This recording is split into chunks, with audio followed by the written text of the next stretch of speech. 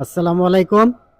আমাকে বলা হয় তুমি ফুল গাছ নিয়ে ফুল নিয়ে কন্টেন্ট তৈরি করবা, তুমি মাছ নিয়ে কন্টেন্ট তৈরি করবা, তুমি আলু পটল পেঁয়াজের দাম নিয়ে কন্টেন্ট তৈরি করবা, তুমি সামাজিক অন্ন অবক্ষয় নিয়ে কন্টেন্ট তৈরি করবা, কিন্তু তুমি নির্বাচন নিয়ে কোনো কন্টেন্ট তৈরি করবা না। তুমি ফেসবুকের মাধ্যমে ইউটিউবের মাধ্যমে তুমি ভোট চাবা না।